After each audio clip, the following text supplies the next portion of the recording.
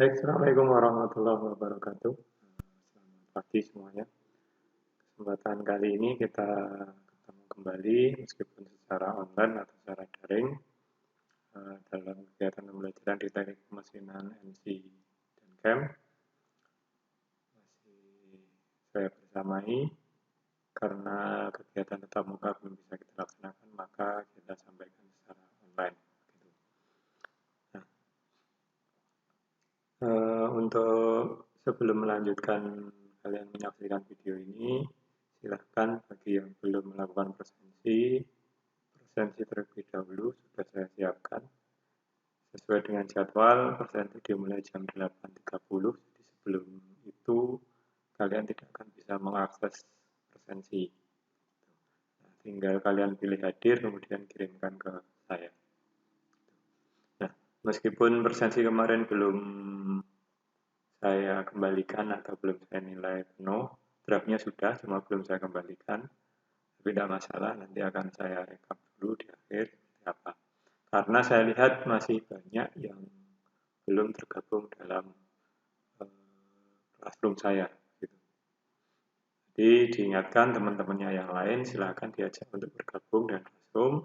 Terus ikuti sesuai dengan arahan saya kemarin bahwa nama silakan diganti sesuai dengan petunjuk yang saya berikan dengan nama asli masing-masing, terus kemudian fotonya juga diganti. Minimalnya sesuai dengan foto yang di akun saya, sehingga saya bisa tahu, oh wajahnya yang ini. Jangan foto full body terus kamu kirimkan ke saya, tidak kelihatan nanti wajahnya. Yang saya butuhkan wajahnya, bukan bukan apa bodinya. Gitu. Oke, langsung kemudian saya lanjutkan. Ini sebagai pengantar awal setelah kemarin saya menyampaikan orientasi awal, kontrak belajar ketika pembelajaran dengan saya seperti apa. Ini saya mulai masuk ke materi, tapi sebelum saya masuk ke materi CNC, saya biar lebih mudah nanti saya menyebutkan CNC saja untuk pembelajaran saya ini, meskipun namanya adalah Teknik Pemesinan NC dan CAM. NC itu numerical control, CAM itu computer aided manufacturing. Nah, kemarin saya juga sudah sempat memberikan tugas untuk kalian membuat semacam resume atau esai begitu. Setelah saya lihat masih banyak yang hanya copy paste atau mungkin malah punya temannya diganti namanya saja, masih sangat masih banyak saya temui. Dengan saya itu saya lebih suka ketika kalian mengerjakan sendiri, apapun hasilnya. Entah itu benar atau salah itu urusan belakangan. Saya akan lebih menghargai hasil yang dikerjakan sendiri daripada kamu hanya nyontek jawaban temanmu, kamu hanya copy paste jawaban temanmu, kamu ganti namanya. Saya akan tahu. Meskipun kamu cari di web pun di Google, ketika nanti saya searching, biasanya nanti saya juga akan langsung ketahuan. Oh, ini nyari di Google. Nah, termasuk beberapa yang pekerjaannya sama-sama itu, setelah saya cek, ternyata memang sumbernya dari internet, sama persis ketika saya cari di internet. Gitu. Dan teman saya pun, guru di tempat di sekolah yang lain menggunakan sumber itu juga. Entah yang membuat siapa, saya tidak. Nah, saya akan lebih suka ketika kalian banyak membaca, kamu simpulkan sendiri, kamu sampaikan ke saya.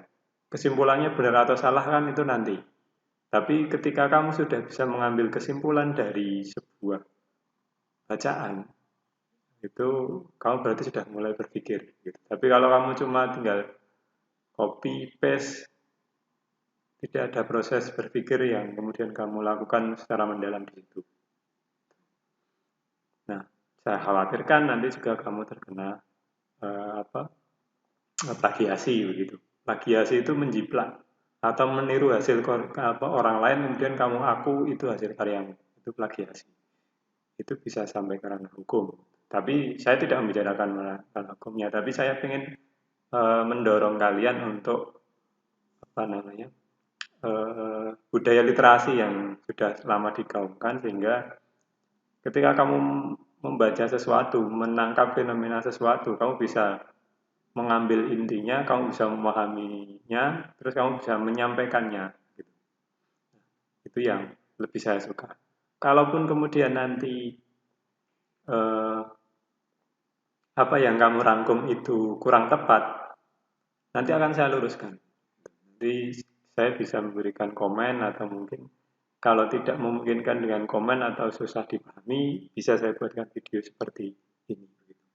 Oke, jadi masih ada kesempatan bagi yang ingin merevisi tugas yang kemarin, silakan direvisi sampai tayangan ini nanti keluar. Kalau tayangan ini sudah keluar, berarti sampai jam 12, maaf. Oke, saya mulai masuk ke pembelajaran kita di CNC. Nah, ini materinya sebenarnya sudah pernah saya sampaikan ketika kegiatan MPLS, pengenalan lingkungan sekolah. Ketika kamu baru masuk di SMK ini sudah saya sampaikan. Ketika dulu di MOS atau MPLS, kenapa tahu kita punya jurusan di sekolah ini teknik pemesinan dan ranahnya kemana saja. Dan saya juga ingin menyampaikan ke kalian bahwa jangan sampai kalian salah milih jurusan. Itu yang utama. Mungkin awalnya kamu pengen ke hal-hal yang berhubungan dengan motor.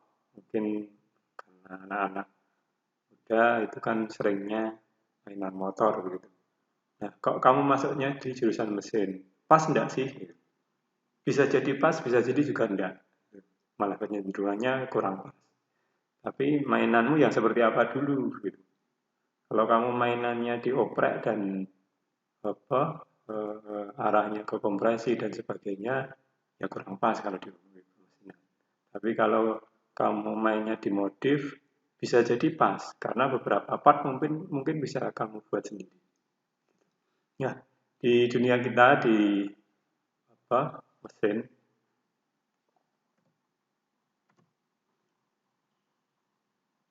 itu dibagi menjadi beberapa dibagi beberapa kompetensi keahlian. Di antaranya mungkin, tapi ini tidak terus kemudian di SMK semuanya ada, enggak. Hanya dirangkum jadi 6 kalau tidak salah. Tapi di mesin itu biasanya beberapa hal yang dipelajari. Yang pertama ada terkait perancangan. Bagaimana kita merancang sebuah produk, bagaimana merancang eh, sesuatu. Kemudian ada juga gambar desain. Terus juga ada lagi pengecoran logam, forging. Forging itu sistemnya seperti press. Berbeda dengan pengecoran logam. Pengecoran logam itu casting. Kalau pengecoran logam itu logamnya dilelehkan dulu sampai cair, kemudian nanti dibuat cetakan, dituangkan. Tapi kalau forging juga pakai cetakan, tapi biasanya tidak sampai meleleh. Jadi ada pan and dice-nya. Terus kemudian ada pemesinan sendiri, yang ini jadi konsentrasi kalian di kompetensi kalian teknik pemesinan. Terus kemudian ada maintenance repair, ada fabrikasi dan pengelasan. Nah, kalau di SMK sendiri biasanya dibaginya menjadi pemesinan, pengecoran logam, maintenance, terus kemudian fabrikasi logam, gambar, mungkin itu. Ada beberapa, ada yang lain mungkin saya agak lupa dan tidak konsen sana. Oke, yang selanjutnya adalah dalam konteks industri, kalau boleh saya mengatakan, mesin itu seperti apa ya? Intinya, karena hampir semua proses itu sudah mulai sejak tahun revolusi industri yang pertama itu sudah mulai mekanisasi. Awalnya dibuat secara manual tenaga manusia atau mungkin tenaga hewan, terus kemudian beralih ke mekanisasi, semua gerak-gerakannya pakai mesin. Nah, lingkup bidangnya apa saja itu mencakup banyak hal. Kamu bisa masuk ke otomotif. Sebenarnya ini kemarin ketika saya sampaikan orientasinya adalah prospek kerjanya.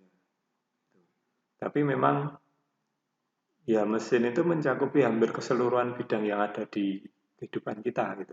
Otomotif kita masuk, perkapalan kita masuk, manufaktur masuk, garment, kalau mungkin ada yang mengenalnya apa tata busana, tapi agak sedikit beda antara garment dengan tata busana. Itu juga masuk. Sektor energi kita juga masuk, misalnya di pertambangan entah itu batu bara atau mungkin tambangan minyak, gitu, pengeboran minyak dan sebagainya. Terus kemudian ada konstruksi misal pembuatan gedung, jembatan dan sebagainya. Di pertanian juga sama. Sekarang mekanisasi di pertanian sangat-sangat gencar. Kamu bisa cari di YouTube bagaimana atau cara menanam padi sekarang itu. Kalau dulu kita kenal istilah tandur, ditoto karo mundur. Nah, sekarang yang sudah modern sudah pakai mesin. Jadi semuanya sudah tertata. Terus kemudian industri makanan. Makanan pun kita juga bisa masuk di sana. Perkebunan juga sama, tadi kelapa sawit dan sebagainya. Di kelautan hampir sama dengan perkapalan tadi kita juga bisa masuk di situ. Bahkan ada di SMK itu jurusan di pemesinan kapal sendiri, namun dia tidak masuk dalam bidang teknik mesin, dia di bidang perkapalan, jadi konsentrasinya sedikit berbeda. Oke, terus selanjutnya kita masuk ke prospek kerja di bidang otomotif, pendarian, ringan, alat berat, dan sepeda motor misalnya. Di mana tuh peran kita? Kalau saya bisa membahasakan dengan lebih sederhana, kalau mungkin dulu di awal kamu kebingungan memilih antara jurusan TKRO dengan pemesinan, maka kalau boleh saya katakan secara sederhana bahwa TKRO itu lebih banyak ke jasa atau servis. Tapi kalau di pemesinan itu lebih banyak ke pembuatan produk. Nah, misal sebuah sepeda motor atau mungkin mobil ketika salah satu gearnya rusak, yang dilakukan oleh teman-teman di dealer itu hanya mengganti biasanya. Kamu ke dealer, gearnya rusak, ya harus ganti. Karena mereka kerjanya dari di sektor jasa, memberikan pelayanan. Dia melayani kamu untuk servis motor, servis mobil ketika ada kerusakan, diperbaiki atau diganti. Meskipun ada sisi bisnis di balik itu. Nah, tapi ketika kamu di bidang mesin, ketika ada kerusakan, ya optimalnya adalah membuat part yang sama. Tapi untuk membuat part yang sama itu dengan berbagai pertimbangan, tidak sesederhana itu. Nah, jadi intinya kalau boleh saya mengatakan, ada produk yang dihasilkan kalau kita masuk ke bidang otomotif. Kita bikin asnya, kita bikin sekernya, kita bikin gearnya, kita bikin blok mesinnya dengan dicor mungkin. Nah, itu bedanya kita dengan di otomotif, yang TKRO misalnya atau TSM. Kalau mungkin sekarang TBSM jurusannya, bisnis sepeda motor. Di alat berat pun sama. Terus yang selanjutnya adalah di sektor pertambangan.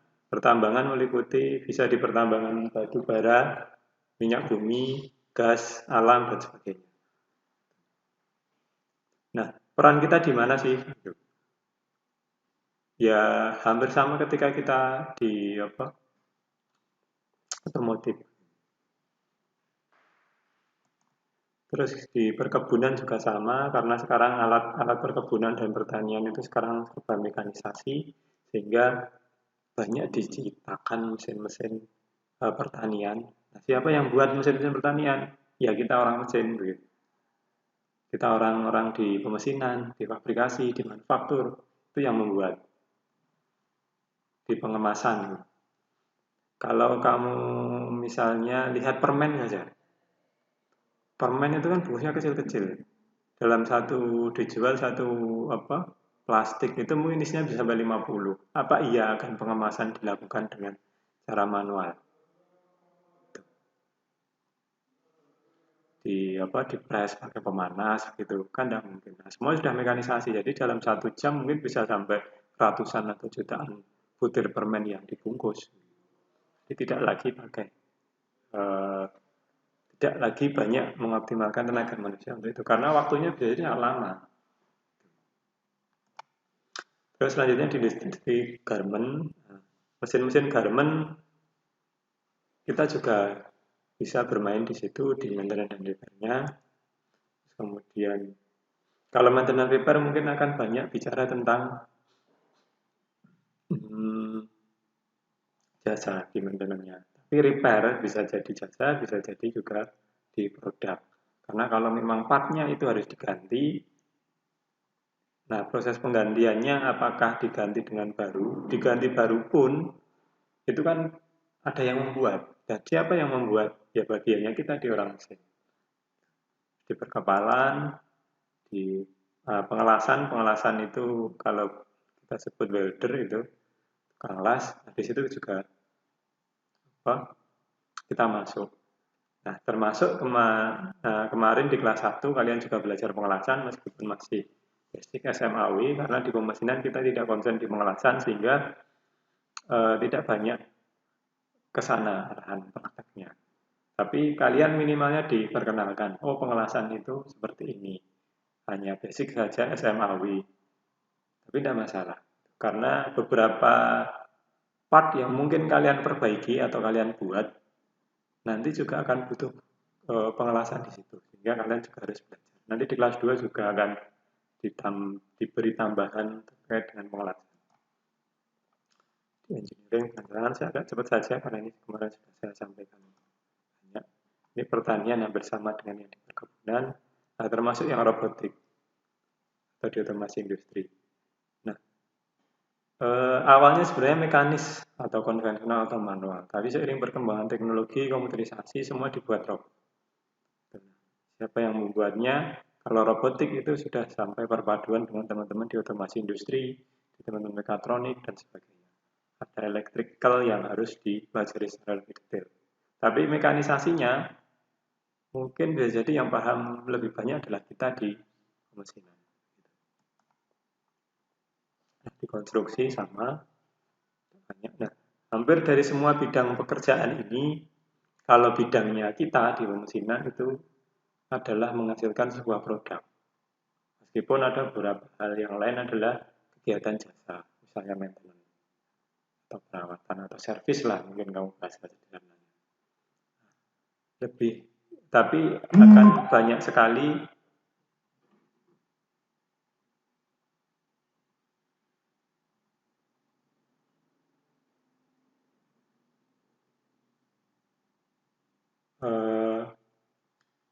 produk yang akan dihasilkan dari kita, gitu, dari bidang kita di pemesinan atau di. Ketika kita bicara produk, sampai produk itu menjadi sebuah produk jadi yang kita gunakan, itu prosesnya sebenarnya dari mana sih? Kok bisa sepeda motor bentuknya seperti itu? Atau seker kok ukurannya seperti itu? Kok bisa sepeda motor cc-nya segitu? Kenapa diameter sekernya segitu tapi panjangnya segitu? Nah, itu ada beberapa hal yang dilalui atau mungkin as roda, kenapa diameternya segitu? Kenapa tidak lebih besar atau lebih kecil saja lah biar lebih simpel? Atau velg, kenapa velg ukurannya ada yang mungkin R14, 17. Nah, sampai bentuk atau produk hasil jadinya menjadi semacam itu, proses-proses apa saja yang sebenarnya sudah dilalui. Nah, proses yang pertama adalah proses perancangan. Di sini akan banyak sekali pertimbangan ketika seseorang ingin membuat sebuah produk. Ingin membuat HP misalnya. Banyak sekali pertimbangannya. Mau pakai RAM berapa atau mau pakai chipset yang versi apa, yang merek apa, mau layarnya yang berapa in. mau pakai layar yang AMOLED atau yang lain. Nah, itu semua sesuai dengan kebutuhan yang diinginkan.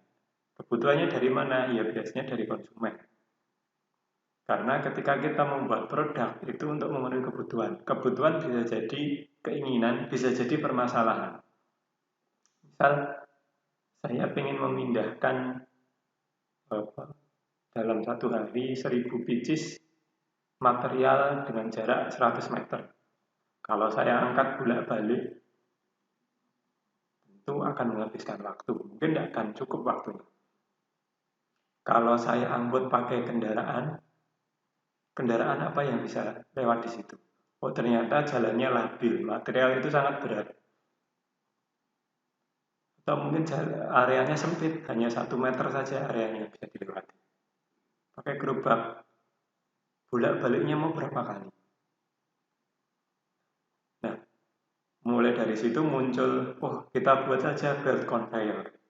Buat conveyor sepanjang 100 meter, nanti setiap hari kita bisa distribusi barang sejumlah 1000 biji, atau mungkin bisa ditingkatkan, nanti kecepatannya kita tambah.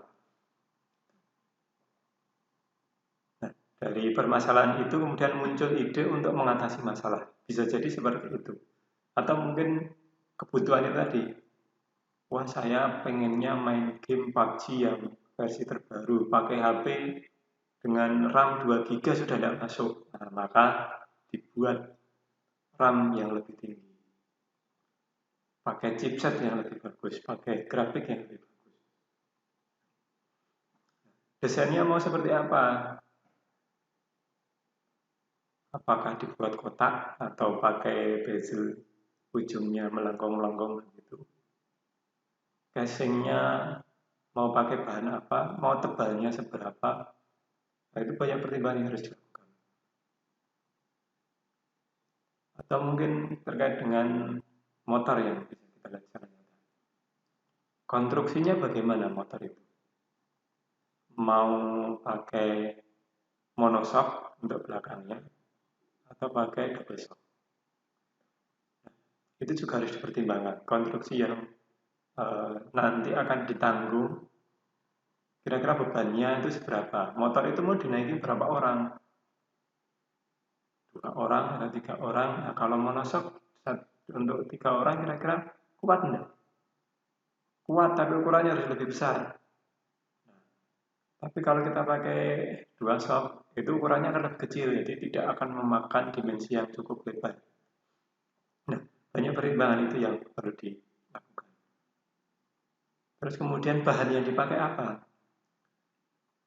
Biar awet tidak karatan kita pakai stainless steel semua.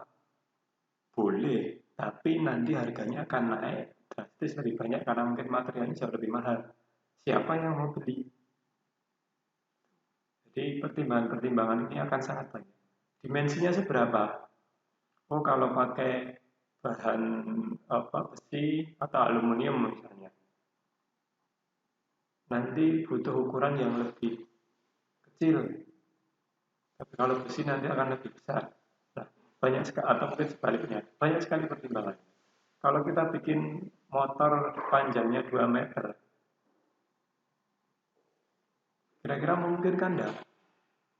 Secara ekonomi, secara tampilan bagaimana? Atau mungkin kita buat motor tingginya 1,5 meter, biar nanti ketika yang lewat naik bisa lihat kemana saja ketika di jalan. Apakah harus sepenting itu? Banyak sekali pertimbangan yang harus dilakukan ketika seorang perancang itu ingin membuat sebuah produk. Nah, setelah perancangan ini selesai, biasanya akan ketemu core atau kata kunci tertentu. Misalnya, motor yang akan kita buat nanti cc-nya harus 150 cc. Diameter asnya sekian, kita pakai 1 silinder saja. Pakai nanti desainnya silinder tegak dan mendatar. Nah, setelah itu nanti baru akan muncul tahapan yang berikutnya, itu desain. Oh, kalau kita pakai silinder mendatar untuk mesinnya, berarti rangkanya harus gini konstruksinya. Nah, disitulah nanti proses desain akan bermain. Bentuknya akan seperti apa, ukurannya seberapa. Nah, ukuran basic seperti tadi, misalnya ukuran seker, ya sudah selesai di konteks perancangan ini tadi. Tapi ketika sudah sampai ke desain, oh, stripingnya dibuat begini saja biar lebih maco misalnya. Oh, dibuat gini biar lebih maskulin, biar lebih sporty. Oh, ini pasar kita untuk perempuan, jadi dibuatnya begini biar lebih feminim. Nah, itu juga akan menjadi pertimbangan di konteks desain. Estetikanya seperti apa? Oh, spionnya dibuat bulat saja biar kelihatan retro. Wah, itu banyak sekali pertimbangan. Nah, selain itu, kita juga harus kenal yang namanya bagaimana cara membuatnya. Jangan sampai kita membuat bentuk yang sangat keren, sangat bagus, tapi kita tidak bisa mengerjakannya. Di proses produksi itu tidak bisa, karena kita mungkin tidak punya alatnya, tidak punya toolnya, bahannya dicari susah. Kalaupun ada mesinnya itu harus dipesankan, ketika sudah dipesankan, harganya melambung, nanti ongkos produksinya jadi naik, akhirnya harga jual naik, akhirnya tidak ada yang beli. Bagus sebenarnya, tapi ketika harganya mahal, siapa yang mau pakai? Ada banyak pertimbangan ketika kita mau menentukan desain dari sebuah produk yang akan kita buat. Termasuk mungkin ketika kamu pilih HP, wah ini bentuknya HP ini.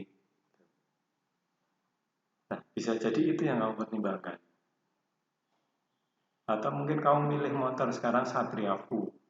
Wah, Satria-Fu lebih sporty dibandingkan Vario misalnya. Itu pertimbangan-pertimbangan yang mungkin apa dilakukan ketika mendesain sebuah produk hasil dari konsep perancangan yang sudah dibuat. Baru setelah itu, setelah dirancang, selesai, didesain, bentuknya jadi, dan biasanya desain ini nanti outputnya adalah gambar kerja. Kenapa gambar kerja? Seperti yang dulu sudah sempat disampaikan di kelas 1, fungsinya gambar kerja itu apa? Gambar teknik itu fungsinya apa? Dia sebagai alat komunikasi. Jadi ketika operator itu apa namanya? Operator itu melakukan proses produksi, yang jadi panduan dia adalah gambar kerja. Jadi desainer atau perancang tidak akan ketemu dengan operator, kamu buat ini loh bentuknya kayak gini, kayak gini, kayak gini.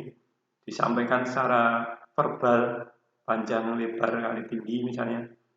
Tidak akan seperti itu, tapi cukup dikirimkan sebuah lembaran kertas, di situ memuat bentuk, memuat ukuran, memuat bahan. Nah, operator sudah paham. Oh, bentuknya seperti ini, maka prosesnya saya harus menggunakan mesin ini. Jadi, operator sudah tahu mesinnya yang mau digunakan ketika ingin membuat ini itu apa. Materialnya sudah disiapkan, dari gambar kerja itu nanti ada informasi terkait material. Nah, ketika mau membuat itu juga, alat potong yang akan digunakan apa? Nah, ketika sudah mesin ketemu, alat potong ketemu, nah, ketika sudah punya mesinnya, seharusnya kita sudah punya operator yang mampu menjalankan mesin itu. Sampai mesinnya ada, alat potongnya ada, tapi tidak ada yang bisa membuat. Itu juga harus menjadi pertimbangan. Termasuk ketika tadi di proses desain, seperti saya sampaikan, desainnya boleh bagus, tapi mesin tidak ada, alat potong tidak ada, operator tidak ada yang bisa membuat, ya percuma. Nah, makanya 3 konsep dasar mulai dari perancangan, desain, kemudian proses produksi ini menjadi saling berkaitan satu sama lain sampai kemudian sebuah produk itu jadi.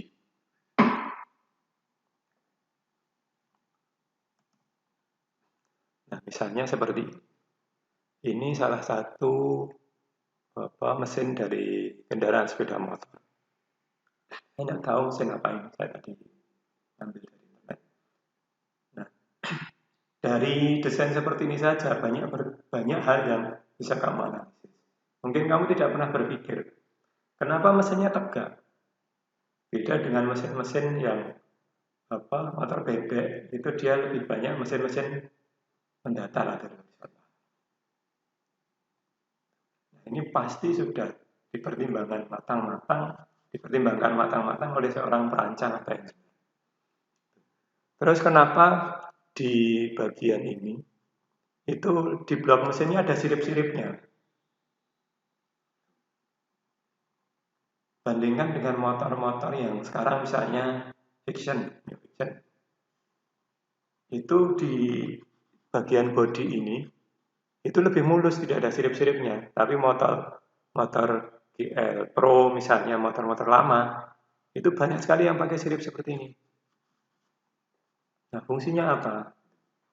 Nah, ternyata fungsinya adalah dia untuk memperluas penapan sehingga proses pendinginannya bisa lebih optimal. Nah, kenapa kok yang fiction enggak? Karena pendinginannya dia pakai coolant, pakai cairan. Nah, sementara ini dia pakai pendingin udara. Nah, pertimbangan seperti ini juga harus diperhatikan sampai produk itu jadi. Ini nanti berimbas kepada desain rangkanya. Rangkanya mau seperti apa? Apakah motor bebek memungkinkan dibuat mesin tegak? Nah, itu juga harus dipertimbangkan. Nah, dari konsep 3 tadi, seiring dengan perkembangan teknologi, semua prosesnya yang dulunya dilakukan secara konvensional, dihitung, manual, begitu, digambar dengan kertas secara manual. Nah, sekarang semua serba digitalisasi, serba komputerisasi, maka semuanya silakan dilakukan dengan komputer sehingga muncul yang namanya CAE atau Computer Aided Engineering, Computer Aided Drafting, dan Computer Aided Manufacturing. Computer Aided Engineering itu konsepnya pada di perancangan tadi yang saya sampaikan, proses merencanakan sebuah produk atau merancang sebuah produk yang konsep-konsep dasarnya, konsep-konsep intinya nanti akan dikembangkan menjadi sebuah desain produk. Setelah desain jadi, baru kita proses produksi di manufacturing. Nah, sekarang banyak sekali semuanya difasilitasi pakai komputerisasi, termasuk di engineering analisis produknya. Di beberapa tugas yang saya lihat, sudah ada yang menampilkan sampai finite element analysis. Ya, meskipun saya tahu kamu paling nggak ngerti juga itu apa, saya sendiri tidak paham detail. Jadi sangat ketahuan kalau kamu ngopi dari internet. Makanya saya lebih senang ketika kamu bisa menyimpulkan sendiri, kamu tarik dari semua bacaanmu, kamu buat kalimat sendiri. Itu saya lebih senang, saya lebih hargai, entah itu benar atau salah, minimalnya kamu sudah paham, mencoba memahami apa yang kamu baca. Nah, saya juga tidak akan mendefinisikan, oh kamu CAE itu apa sih? CAE adalah ini, saya tidak akan mendefinisikan itu. Silakan nanti ditarik kesimpulannya sendiri. Katanya seperti apapun, menurut saya tidak ada yang salah, asalkan core-nya, intinya itu sama. Nah, di sini pada proses CAE, proses perancangan itu dilakukan dengan sistem komputerisasi. Dan ada banyak sekali aplikasi atau software yang bisa digunakan untuk proses merencana ini atau membuat menganalisis untuk ini. Banyak sekali softwarenya, ada ANSYS, ada SAP, ada mungkin saya agak lupa yang dulu pernah saya pakai adalah ANSYS sama SAP.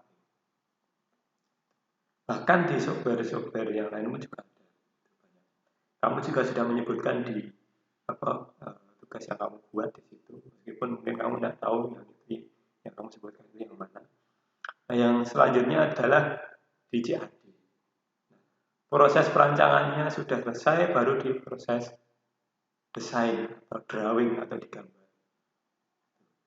Sehingga gambar ini nanti mudah dibaca. Kalau dulu proses gambar itu secara manual, bahkan kalau tahun-tahun 90-an mungkin pakai kertas kalkir nanti. Pakai drawing pen. Nah, itu sangat susah. Ketika begitu salah membuat garis, maka ganti semuanya. Maka gambar itu harus diubah semuanya. Karena gambarnya tidak pakai pensil. Meskipun biasanya diawali pensil dulu baru diubah pakai drawing pen. Nah, ketika sudah keliru, ya sudah, gambar lagi dari awal. Tapi sekarang dengan digitalisasi, pakai komputerisasi, nah, kita bisa melakukan itu pakai komputer. Kalau keliru gimana? Ya tinggal hapus saja, buat lagi. Untuk nanti jadi untuk dikirimkan ke operator, ya kan bisa dicetak. Bahkan sekarang itu sudah digitalisasi. Kalau saya lihat di rumah sakit di dalam sebuah film ini di Amerika sana, rekam medis dari pasien itu sudah ada di HP atau di gadget semua dokter. Ketika pengen lihat rekam medisnya, dia tinggal buka tablet. Oh, dia riwayat penyakitnya ini. Jadi tidak lagi harus ngambil di gudang, rekam medisnya ini dilihat lagi, dikirim lagi ke dokter, itu memakan waktu yang lama. Tapi kalau sudah online semuanya, mau dibuka dimanapun, kapanpun bisa. Nah, termasuk juga di CAT ini.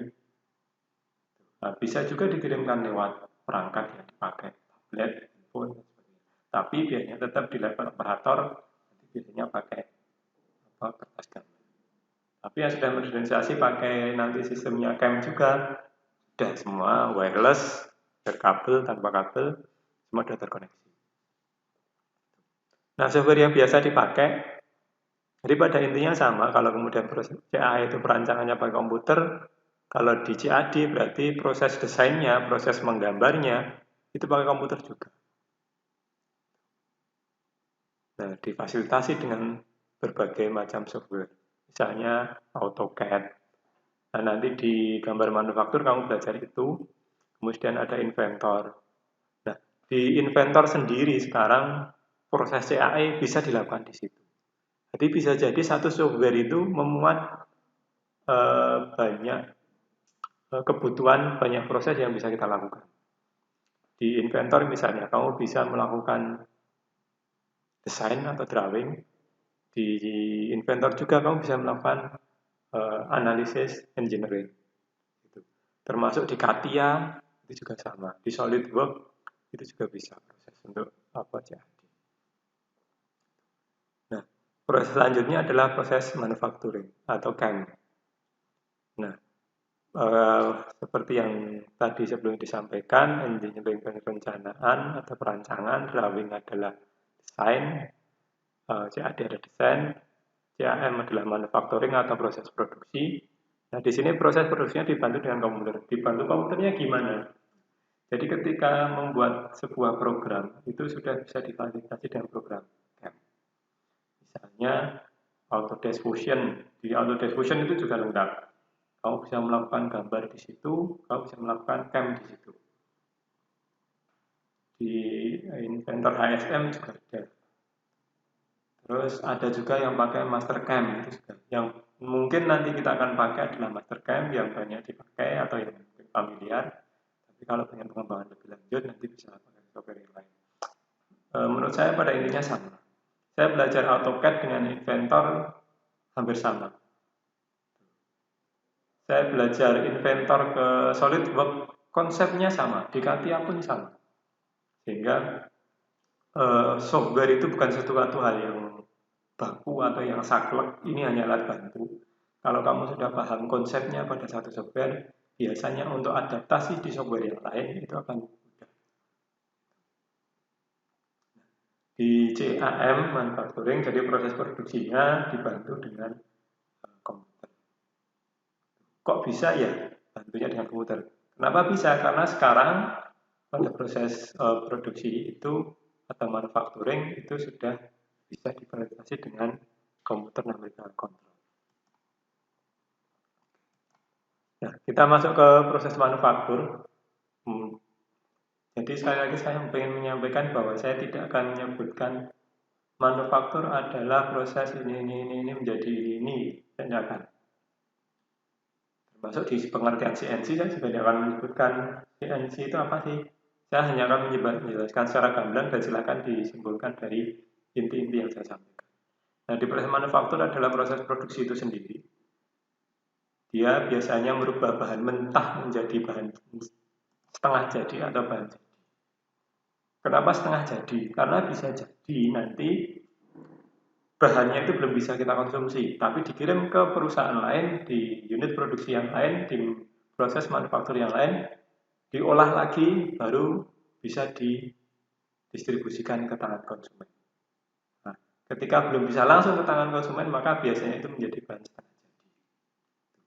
Nah, tidak semua industri itu mulai dari bahan mentah, tapi ada yang mulai dari yang setengah jadi, baru dibuat bahan jadi.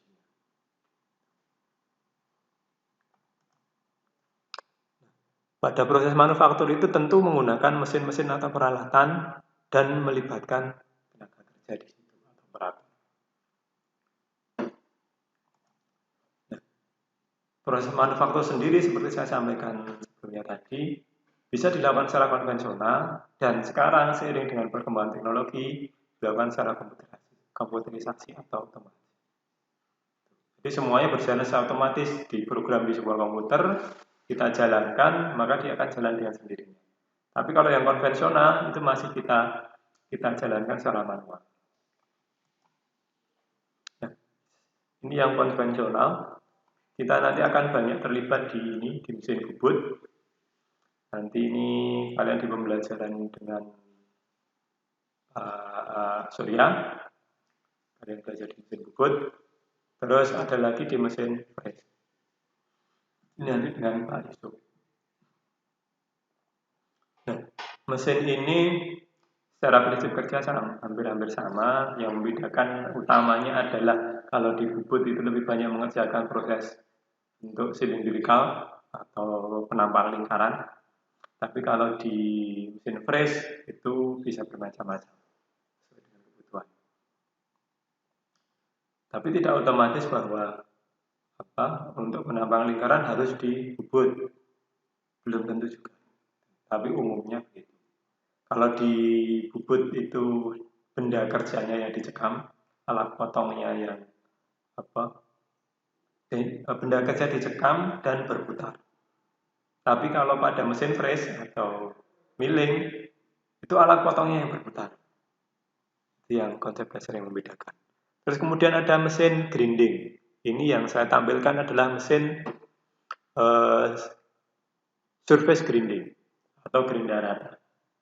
Nanti ada lagi cylindrical grinding.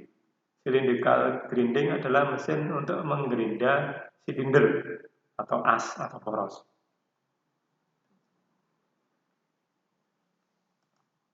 Terus di sini ada mesin scrap.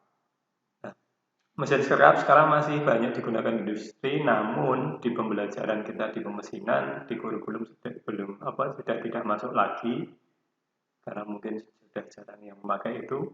Namun juga karena menurut saya mesin ini bisa terwakili oleh mesin press. Nah, perbedaannya adalah mesin scrap ini gerakannya maju mundur. Nah, nanti kamu bisa searching di YouTube mesin scrap prosesnya seperti apa. Nah, kalau yang ini dia silindernya, ini alat potongnya itu berputar. Kalau ini gerakan alat potongnya gerakannya cuma maju mundur. Nah, selain itu ada banyak mesin perkakas yang lain, misalnya mesin bur. Kalau yang ini kita punya ada yang menyebutnya bur milling karena bisa digunakan untuk proses penguburan dan proses milling. Kalau yang ini adalah bur tiang. Nah, di samping ini banyak sekali mesin-mesin yang lain. Misalnya mesin yang lebih kecil, misalnya mesin gergaji, ada yang hacksaw, ada yang bandsaw. Di istilah-istilah di mesin kamu juga harus mulai kenal dan memang banyak menggunakan bahasa Inggris. Tapi ya minimalnya kamu pernah dengar lah, jangan sampai nanti ketika kamu bekerja di lapangan bingung ketika ketemu dengan mesin. Karena memang di bengkel kita sangat terbatas peralatannya, jadi tidak semua peralatan perkakas mesin itu ada di bengkel kita. Nah, makanya nanti kamu ada kesempatan untuk magang atau PKL, nanti optimalkan sebaik-baiknya, kamu belajar banyak yang belum ada di sekolah kamu pelajari di sana. Oke. Nah, tadi saya menyampaikan ada yang mesin konvensional, terus kemudian ada mesin otomatis. Nah, kita masuk di otomatis, kita kenalnya adalah mesin CNC. Mesin CNC atau Computer Numerical Control. Ini keliru ini, bukan kontrol tapi kontrol. Nggak pakai. Oke, biasanya kita kenal dengan mesin 2 aksis dan mesin 3 aksis. Mesin 2 aksis adalah mesin biasanya untuk mesin bubut atau lathe, CNC, lathe, kemarin sudah sempat saya singgung di pertemuan sebelumnya. Kita punya satu. Terus kemudian ada mesin milling atau mesin press atau press CNC. Tapi biasanya kita menyebutnya untuk press itu milling atau milling CNC. Milling CNC itu 3 aksis. Kalau ini kenapa 2 aksis? Karena pergerakan alat potongnya untuk yang bubut atau lathe itu hanya bisa kanan kiri dan maju mundur. Kanan kiri, maju mundur. Nah, untuk yang mesin milling itu ada 3 gerakan. Kanan kiri, maju mundur, dan naik turun. Nah, itu yang membedakan keduanya. Namun seiring perkembangan teknologi, sekarang sudah sampai 5 aksis dan seterusnya. Nah, kalian tanya saya pun, saya juga tidak tahu. Karena saya belum pernah mempelajari yang lebih dari 3 aksis. Dan pun belum banyak yang punya kalau di area kita. Oke. Nah, ini menjadi tugas kalian untuk pertemuan yang berikutnya. Apa sih mesin CNC itu? Sekali lagi, saya tidak mengharapkan kamu mesin CNC adalah ini sesuai dengan yang kamu lihat di buku atau di internet. Silahkan simpulkan sendiri, tidak masalah. Ketika kamu membaca banyak hal, nanti kamu akan ketemu dengan inti-inti dari sebuah konsep. Misalnya, nanti, ketemu, ada numerical-nya. Di pengertian ini ada numerical-nya, di pengertian sana ada numerical-nya. Di pengertian ini ada komputernya, di sana juga ada komputer. Berarti mesin ini pasti pakai komputer. Ada numerical-nya, terus kamu lacak lagi. Numerical ini maksudnya apa? Numerical adalah nomor. Nomornya nomor apa? Sampai nanti mungkin kamu akan ketemu istilahnya G-code atau G-code atau M-code dan sebagainya. Nah, ini nanti jadi tugasmu. Terus, bagaimana tahu prinsip kerja mesin ini? Nah, kamu untuk saya batasi hanya 2 mesin ini dulu, untuk yang mesin lathe atau CNC lathe dan CNC milling. Bagaimana prinsip kerja? Saya bukan menanyakan prinsip kerja mesin bubut ya, tapi saya menanyakan prinsip kerja mesin CNC-nya. Jadi bukan mesin bubut atau mesin millingnya. Kalau mesin bubutnya seperti yang dijelaskan tadi, bubut itu prinsip kerjanya benda dicekam terus kemudian berputar, yang bergerak secara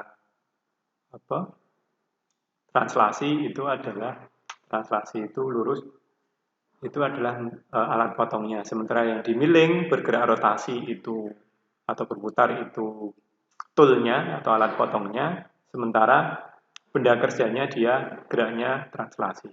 Meskipun juga bisa bergerak berputar kalau di CNC. Nah, saya bukan minta kamu menjelaskan itu, tapi jelaskan prinsip kerjanya mesin CNC. Mulai dari gimana toh, termasuk di pertanyaan selanjutnya nanti. Bagaimana toh mesin ini dapat bekerja secara otomatis?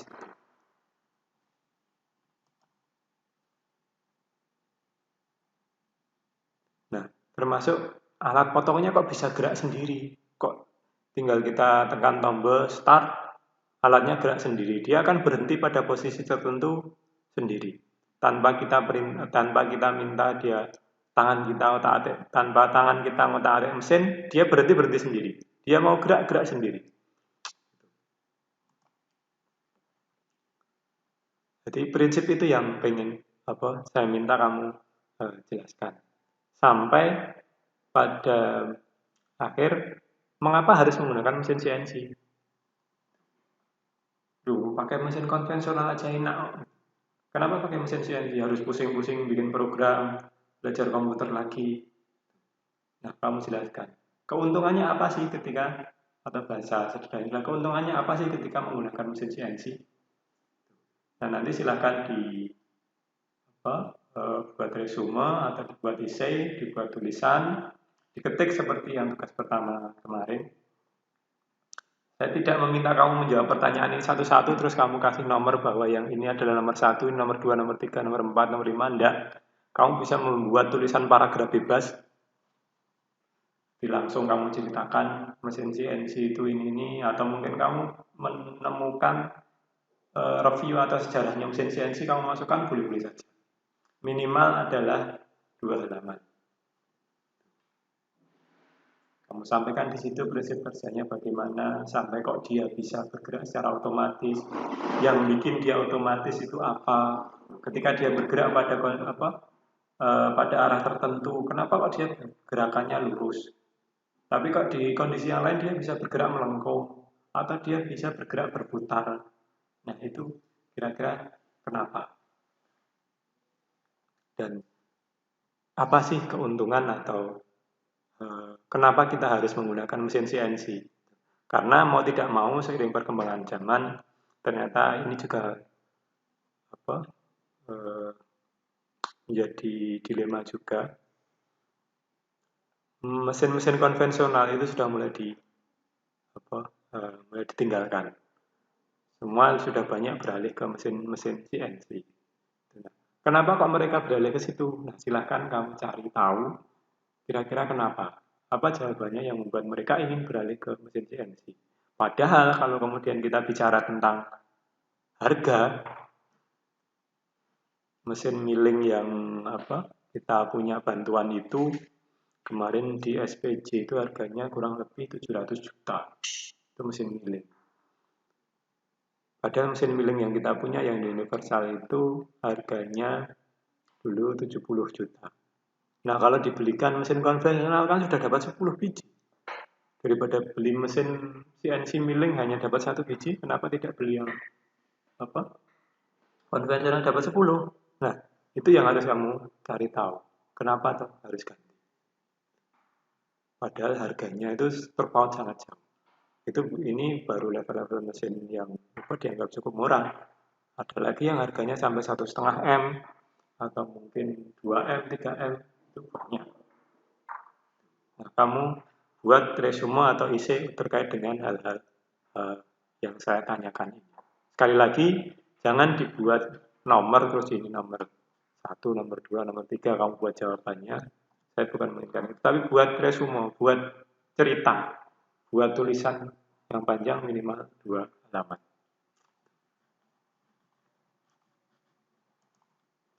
Nah, ini ada contoh terkait dengan CNC. Nanti bagaimana kamu juga bisa nyari itu banyak dengan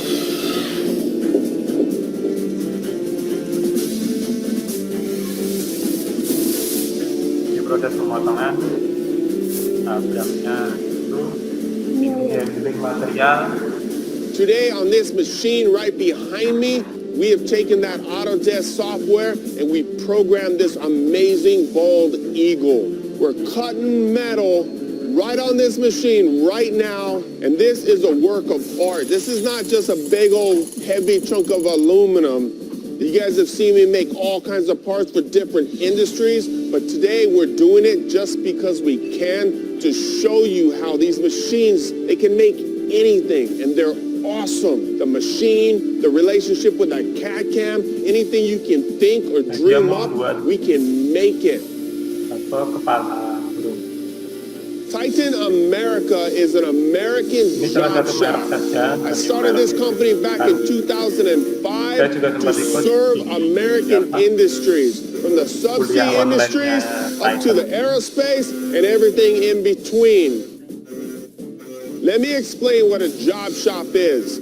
There's a lot of companies that build specific parts for their industry or their product.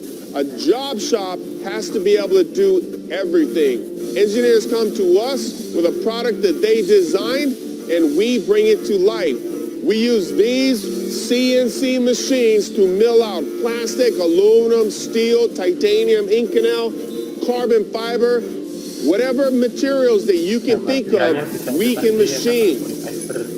These machines are incredible, and they are my workhorses. They get the jobs done. This is where we take the raw stuff, put it into the machine, use a CAD/CAM system like the Autodesk Inventor HSM that I use. We use that to program the machine.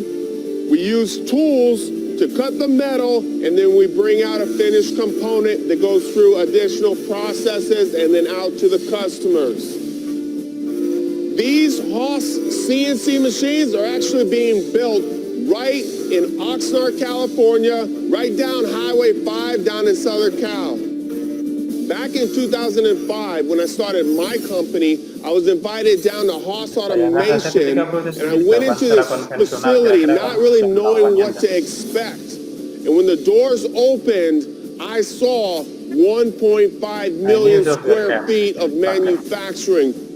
I saw tape on the floors, clean desks, inspection equipment, processes put in place, uniforms, American flag, pride, ingenuity. I saw it all happening in real time down at Haas Automation. This really opened my eyes. For somebody like me who was homeless, who was in prison, who had to overcome obstacles to start my own shop and started with nothing, this was the education I needed. I left Haas, I came up here, and I went straight to uniforms. I put tape on my floor. I straightened my desks up. I straightened up my processes. A lot of people look at me and they're wowed, but I'm just an average American job shop. We're not the biggest, but we're really good at what we do, and we build some amazing products. On the other hand, I look at companies like Haas Automation. These are the guys I gain inspiration from. Haas Automation continues to push that envelope, and America has a history of always pushing the envelope. The American bald eagle was chosen as the country's bird for specific reasons because of its long life, its strength, its majestic beauty. It represents hope and prosperity for a better future for tomorrow. It represents everything great in this country. This is American pride, it's American manufacturing, and we're just getting started. Ini hanya kebetulan saya menemukan punyanya Amerika. Cuma sebenarnya kita sendiri sebenarnya untuk itu yuk. Maksudnya kita itu macam versi. Baik, itu beberapa hal yang bisa saya sampaikan hari ini. Saya cukupkan sekian untuk pertemuan hari ini. Silahkan mulai rancang tugasnya, konsepnya mau seperti apa. Nanti diketik seperti tugas yang pertama, dan yang belum mengumpulkan tolong segera dikumpulkan, termasuk teman-temannya yang belum masuk di Google Classroom. Silahkan masuk. Terus yang belum mengganti nama sama foto silahkan segera diganti. Saya kasih toleransi sampai minggu depan. Kalau tidak segera diganti, kalau kemudian kamu tidak bisa akses Google Classroom itu lagi, ya segala risiko kamu tahu sendiri. Yang penting saya sudah mengingatkan. Nah, selama proses pembelajaran jarak jauh ini nanti kita banyak memanfaatkan Classroom. Semoga saja nanti kondisinya segera membaik sehingga kita bisa tatap muka langsung untuk pembelajaran di sekolah. Saya cukupkan sekian, saya mohon maaf bila ada beberapa hal yang kurang berkenan. Semoga ini bermanfaat untuk kalian dalam proses pembelajaran di teknik pemesinan NC dan CAM atau pembelajaran CNC ini. Saya cukupkan sekian, terima kasih. Bila itu wal hidayah, wassalamualaikum warahmatullahi wabarakatuh.